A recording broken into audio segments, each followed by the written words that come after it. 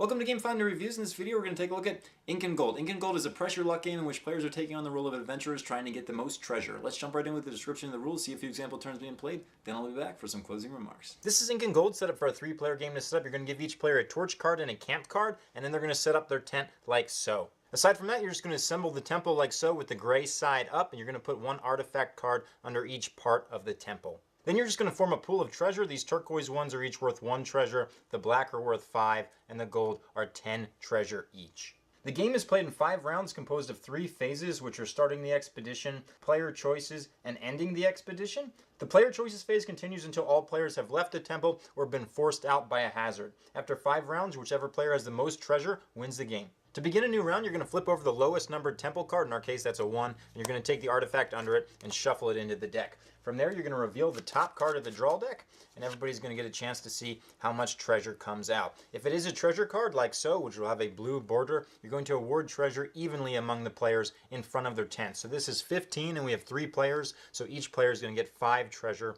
put in front of their tent. They don't have it yet, it's in front of their tent. Also, if it's a number that doesn't divide evenly, for instance, if we had 4 players, this 15 would divide out, each would have 3 in front of their tent, and there would be 3 left over that would be placed on this card like so. From here, before each additional card is revealed, players are going to simultaneously and secretly decide if they're going to continue the expedition or leave. If they put the torch card face down, they want to continue going in. And if they put this card face down, it's the camp card, they're going to choose to leave at that time. So if a player puts the camp card face down, they're going to reveal it at the same time as all other players.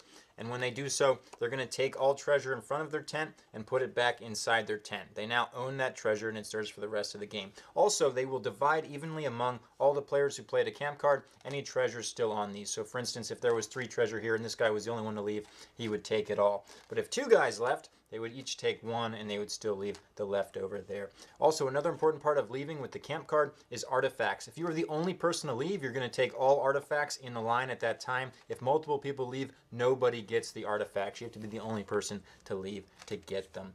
But any players that continued on are going to continue taking turns this round, but any players who left are totally out until the following round. As long as at least 1 player continues, you're going to flip the next card over and you're going to resolve it the same way. So in this case, 2 guys are left. They're each going to get 7 treasure put in front of their tents.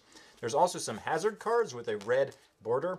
When these come up, nothing happens for the first of a type, but if the second hazard of the same type comes up, it's immediately going to force everybody out. So if we get that second fire here, everybody still in that didn't play a camp card is going to lose all of the treasure in front of their tent, and they're going to end the round. With that said, there's 2 ways the round can end. One is if the same exact hazard comes up twice. Again, if a different hazard comes up, it won't affect anything. But if this happens, everybody that's still in is going to lose all their treasures. Also, the second hazard of that same type is discarded from the game, so you won't see it anymore. It's not going to be reshuffled back into the deck. The other way a game can end is if everybody leaves the temple. So everybody at some point during the turn has played the camp card, in which case the round just immediately ends and no cards are removed from the game. But in both cases, if there's any artifacts still in the row, they are not going to be reshuffled into the deck. They are also out of the game at that time. However, if there's artifact cards still in the deck, they're going to remain there and will continue to be shuffled along with the other cards for the next round. So after a round is completed, the next round starts exactly the same way, with anybody who played a camp card coming back in and being able to make decisions as normal, but anything that's in their tent stays there for the rest of the game. At the end of the game, whoever has the most treasure inside their tent is going to be the winner. Also, the first 3 artifacts to be taken by a player are going to be worth 5 money each. You can just mark that by putting a treasure of value 5 on it. But if a 4th and 5th one are taken from the group, they're going to be worth 10 each. Let's get going with this example playthrough. So the first thing we're going to do is flip up the number 1 because it's the round we're in, and put this artifact into the deck and shuffle it. Now, as soon as this deck is shuffled, we're going to reveal the top card, and players are going to see how much treasure they get, if any. So the first card here is an 11, and we know there's 3 players, so they're each going to take 3 and put it in front of their tents. But the extra 2, or the remainder, is going to be put on the treasure card itself, and that's up for grabs to people as they leave the temple. So at this time, now players have to decide if they're going to continue or they're going to leave, and they're all going to decide secretly. And all of them right now are going to reveal, and they've all decided to stay in. So nobody claims these 2, but if somebody left by themselves, they would get these 2. We're going to flip the next card. So that's 9. So everybody's going to put 3 more in front. There's no remainder there, so there's no treasure actually put on this card itself. And then once again, we reach the same decision if we're going to leave or we're going to continue, and everybody is going to continue at this time. Now we have a hazard, so people have to start thinking about it, because if another hazard of this type comes up, they're going to lose all that treasure in front of them. So once more, we have to decide if we're going to stay or leave. This guy actually decides to leave, but the other two guys are going to stay. Because he's the only one who left, he divides this evenly among himself, which is all of it, and he's going to put the rest of this in his tent. This treasure is now his for the rest of the game. He cannot lose it. But these guys stayed, so we're going to flip another card, and it is the same hazard. So this is removed from the game because the same hazard came up twice. This one will stay in the deck, however, and these guys lose everything here. With that, we're going to proceed to the next round. So this guy comes back in the game, and we do that by flipping this up and shuffling this artifact into the deck along with these. The only thing that does not get reshuffled is the hazard that was removed. And remember, the other artifact from earlier is in here as well.